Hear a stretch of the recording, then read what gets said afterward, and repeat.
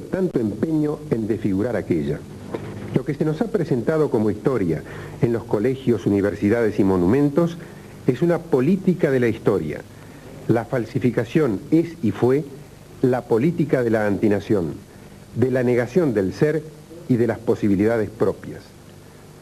Presentamos hoy un curso de historia que el profesor José María Rosa ha grabado especialmente para llegar con su visión de...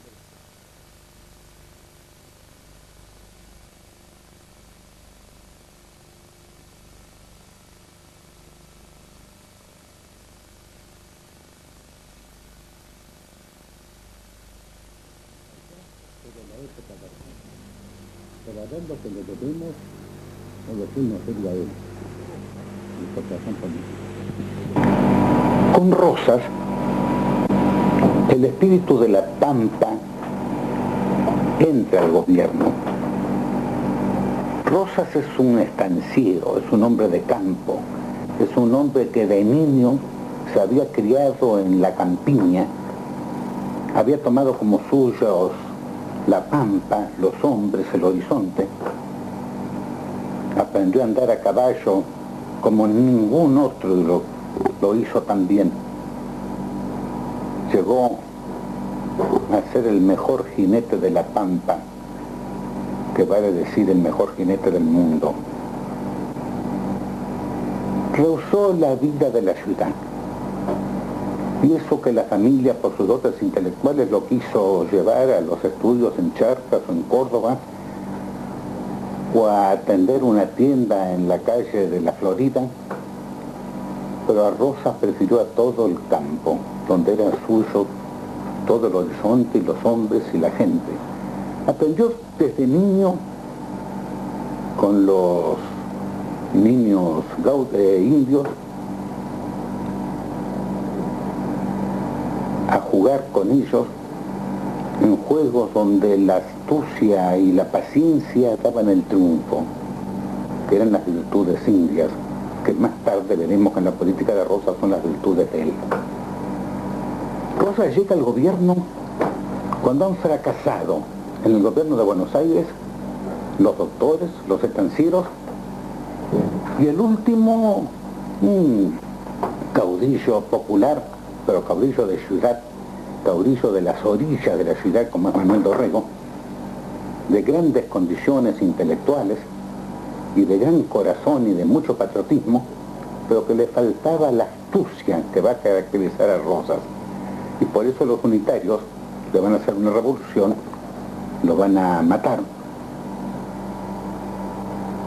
Y Rosas, que es el caudillo del campo de los gauchos, se va a encontrar entonces al frente de Buenos Aires. Va a unir a su prestigio en los campos el prestigio en la ciudad que tenía Dorrego. La obra de Rosas, para entrar en una síntesis, podemos estudiarla, en primer lugar, la unidad nacional. En segundo lugar, vamos a ver la defensa de la economía, la defensa de nuestras industrias todavía en manos, industrias manufactureras. En tercer lugar, la lucha por la soberanía, luchando contra Francia e Inglaterra. Y finalmente, el americanismo de Rosas, o sea, la idea de que todos los países de América Española deberían unirse, aliarse, estar unidos ante lo que Rosas llama las potencias comerciales: Inglaterra, Estados Unidos y Francia. Bien, vamos por partes. La primera y fundamental obra de Rosas, la unidad nacional. La Argentina había sido deshecha por el Partido Centralista Unitario. Se habían levantado las provincias en contra de los directorios, en contra del presidente Rivadavia, y aquello era un campo de agramante donde cada provincia era un estado con sus ejércitos, sus autoridades, y se gobernaba con independencia una de otra y guerreándose una con la otra. Rosas de ese conglomerado que es la Argentina, que amenaza convertirse en una Centroamérica de 13 o 14 republiquetas independientes, va a hacer surgir la Confederación Argentina. Lo va a hacer surgir con paciencia, y no valiéndose de condición de porteño, o sea, del dueño de la primera provincia, sino tratando de que aparezca la idea de la Confederación como una defensa contra el extranjero, como una defensa contra Brasil o contra el poder de Inglaterra, que ya era cada vez más fuerte entre nosotros. Rosas hace iniciar el pacto federal, el pacto que va a unir a 14 provincias, por un correntino. Pero es él el que lo ordena, el que le dice al correntino, y le explica por qué tiene que ser un correntino. Porque los porteños no tienen buen ambiente en el interior. Han hecho tales atropellos los porteños, lo mencionan entre otros a Rivadavia, que en el interior le desconfían. Hay una frase que dice de ellos: con los porteños ni a misa. Por eso le dice al gobernador Ferré de Corrientes, Pedro Ferré: iníciela usted a la unidad nacional. Deje el gobierno, vaya a Santa Fe, a Entre Ríos y venga a Buenos Aires, que eran las 4 provincias que en aquella época tenía el Partido Federal, porque el resto de las provincias había caído en manos del Partido Unitario, con el general Paz, que gobernaba Córdoba y había dominado el Consejo Interior. Vaya usted, le dice a Ferré, y vamos a organizar una alianza de las provincias federales, que más tarde, cuando derrotemos a los unitarios, será la base de la Confederación Argentina, con las demás provincias que irán anexándose a dicho pacto.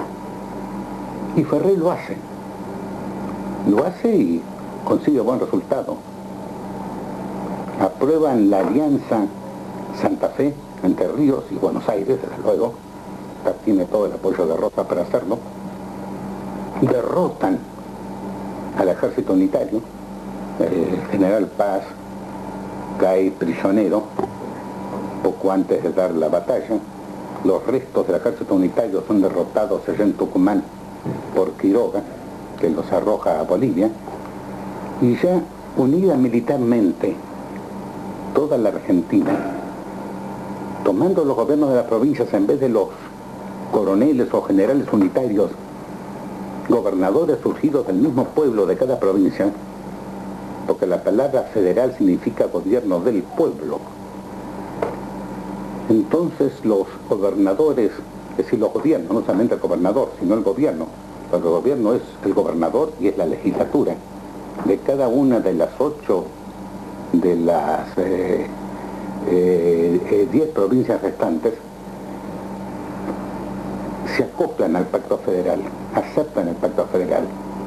De ese pacto, que es fundamental en nuestra historia, que se firma definitivamente en Santa Fe en el mes de enero, el 4 de enero del año 31, surge nuestro país actual, surge la Confederación Argentina, formada en aquel entonces por 14 provincias. El resto estaba todavía ocupado por indios. Se establece en el pacto federal la existencia de una nación, la Argentina, que es superior a las provincias. El derecho de que todo argentino, todo provinciano, es argentino en cualquier lugar del país que pise. Y tiene derecho a ocupar cualquier cargo, menos aquellos cargos que por su condición especial se reservan a los habitantes de una provincia, como el cargo de gobernador o de legislador de la provincia. Que las leyes de una provincia sirven para todas las demás provincias. Que la justicia dictada en una provincia tiene que ser respetada por todas las demás. Es decir, surge una nueva entidad, la Nación Argentina, en la que se va a llamar la Confederación Argentina, que es nuestra patria. Por eso tenemos que aceptar, desde luego ese es uno de los mejores títulos de Rosas, de que Rosas es el autor de la Argentina, el creador de la República Argentina, en lugar de las 14 provincias independientes autónomas que había antes. Bien, el segundo aspecto que quiero tocar de Rosas es el de la defensa de la riqueza argentina. La Argentina, desde que se independizó de España, era una colonia británica. Los ingleses habían abierto el puerto de Buenos Aires, que era un puerto casi único hacia el exterior, a la libre introducción de mercaderías inglesas, sobre todo hilados y tejidos. Esas mercaderías arruinaron la producción vernácula, la producción criolla, todavía en manos artesanales, porque era mucho más barata, producida por Inglaterra, que Inglaterra vivía en la época, en el momento de la revolución industrial, producida a máquina, que era muy fácil para Inglaterra por su magnífica riqueza carbonífera y por su técnica. No podía competir ningún producto hecho a mano con los productos hechos a máquina, salvo en algunos artículos muy finos, y se había ido arruinando toda la Argentina económicamente. Es decir, no diré arruinando. Había provincias como Buenos Aires que no se habían perjudicado con el libre comercio. Ustedes recuerdan que cuando se abrió el puerto de Buenos Aires se abrió invocando una representación de los hacendados, porque desde luego los hacendados, Buenos Aires no era una provincia industrial. En Buenos Aires la riqueza era pecuaria, la gran riqueza era el cuero, el cebo, y más tarde, y gracias a Rosas, la elaboración de carne salada, de carne todavía en saladeros. Y eso provocaba una posición de recelo del interior hacia Buenos Aires. Buenos Aires se enriquece con los productos de extranjería, en cambio nosotros nos perjudican. Clamaba Corrientes, que se había perjudicada en toda su industria de madera, Catamarca en su industria de tejidos, Córdoba también en su industria de tejidos, Tucumán, que había empezado la elaboración del azúcar, que no podía competir contra el azúcar extranjera, Cuyo, cuya producción de alcoholes tampoco podía competir contra los alcoholes traídos de Europa, traídos en barco de Europa. Y entonces Rosas establece, ya estamos en el segundo gobierno de Rosas, en 1935, la ley de aduana. Ley de aduana, es una sola aduana, la aduana de Buenos Aires, porque es la única aduana al exterior. Además, algunas veces se puede traer productos de Chile, eso pero eso no tiene importancia. La importancia era la aduana de Buenos Aires, porque de allí venían los productos ingleses, los productos extranjeros, que eran los que arruinaban nuestra economía. Entonces establece una ley de aduana prohibiendo la entrada de aquellos productos que se pueden hacer en la República, en el país, en la Confederación, como dice él, oponiéndole aranceles fuertes, es decir, prohibiendo los productos que se hacen en el país, y prohibiendo la introducción de ponchos, de tejidos, frazadas, productos de cabachos, etcétera, de cuero, que se pueden hacer, que se hacen en el país, y poniendo un arancel alto a aquellos productos que se pueden hacer en el país, a fin de desarrollar la industria todavía, le vuelvo a repetir, manufacturera, dentro de nuestras provincias. Y es curioso, para muchos que interpretan la historia con sentido puramente materialista, y me refiero a los marxistas, que jamás han entendido la personalidad de Rosas, como no han entendido tampoco los liberales, como Rosas, estanciero y hombre de Buenos Aires, realiza una política económica que favorece al interior y a las industrias. Y es fácil de comprender, porque Rosas, antes que estanciero y hombre de Buenos Aires, es argentino, y él está pensando por la Confederación Argentina. Él ha nacido en Buenos Aires y gobierna desde la provincia de Buenos Aires, por la ley para favorecer a toda la Argentina. Que habrá un motivo político, quitarle recelos del interior hacia Buenos Aires, muy bien, pudo haber habido aquello, pero lo cierto es que al dictar la ley de aduana, al poco tiempo la Argentina se enriquece, produce tejidos, produce hilados, produce maderas, produce alcoholes, produce azúcares. todos en el interior.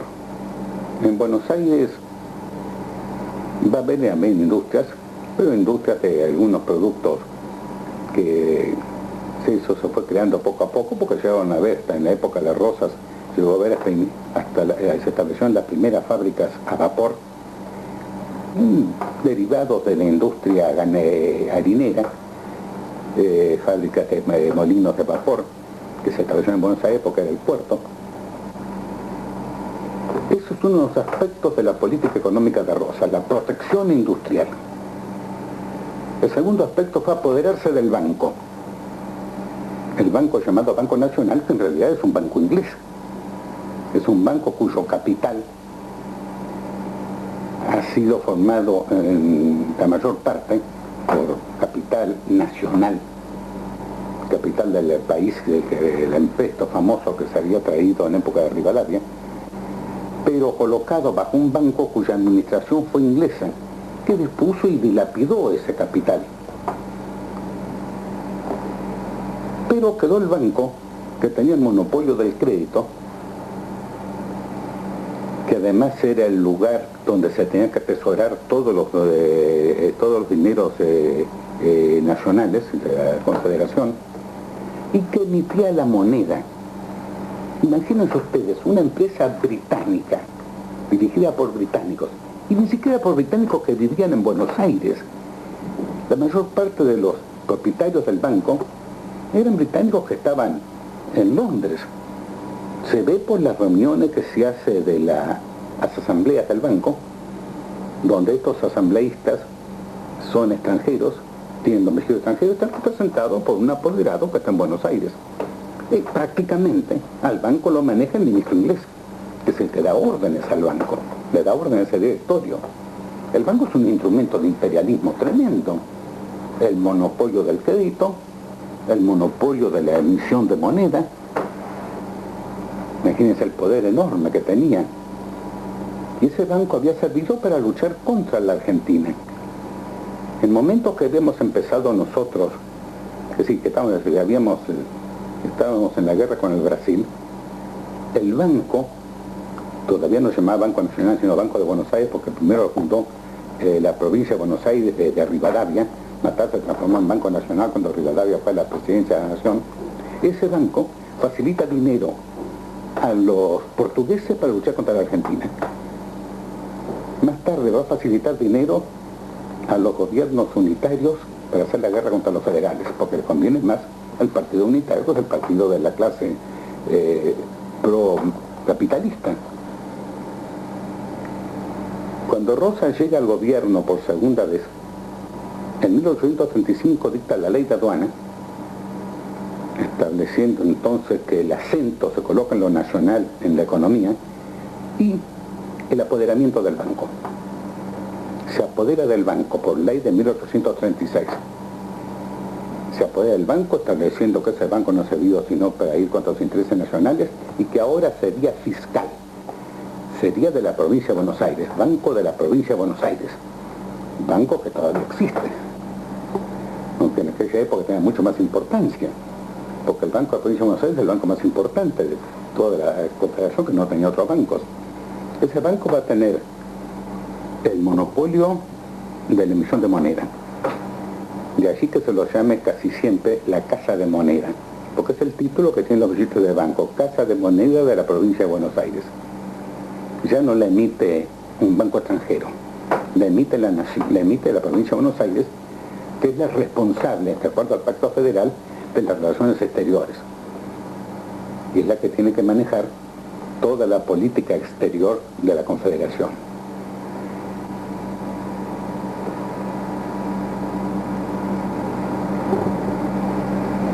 Algunos autores han criticado la ley de aduana de Rosas diciendo que solamente que no rigió ante todo su tiempo, ante todo su gobierno, que hubo momentos en que se permitió la entrada de productos extranjeros. Es exacto, exactísimo.